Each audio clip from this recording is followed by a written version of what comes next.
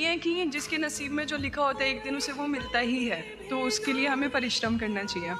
तो सर एक इनके बीच में क्या एक थिन लाइन नहीं है कि हमने सोचा जैसे 71st डे पर मुझे ऐसा लग रहा है कि अब मुझसे और नहीं होगा, अब मैं नहीं करूँगी। माना कि वो गिव अप भी कहा जाता है, लेकिन अगर मेरे नसीब में है कि नहीं यार कल ये तुझसे हो जाएगा, अगर मैं कोई भी टास्क कर रही हूँ कल ये कंप्लीट होगा, लेकिन मैं सोचूँ नहीं मेरे से ये प्रेशर नहीं हो रहा, I should let go this, I should start some other thing.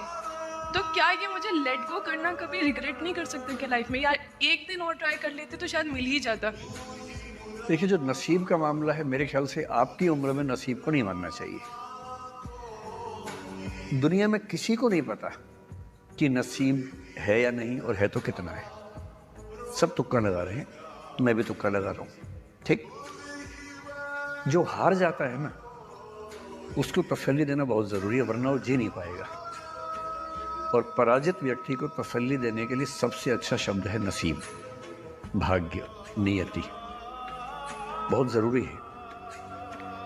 और इसलिए एक उम्र के बाद गीता का सार पढ़ना बहुत ज़रूरी है। समझना पड़ता है कि सब कुछ हमारे हाथ में नहीं होता है, सच में नहीं होता है।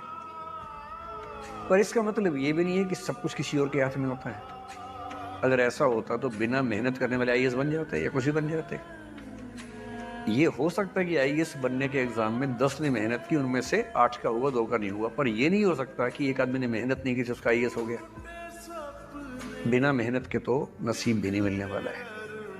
इसलिए ये मान लीजिए कि कुछ ना कुछ चीजें हमारे कंट्रोल में नहीं है, लेकिन जितना कंट्रोल में है उस पर पूरी ताकत लगाएंगे, पूरा डिसिप्लिन रखेंगे, तो हम अपनी किस्मत सबसे अच्छी लिख पाएंगे।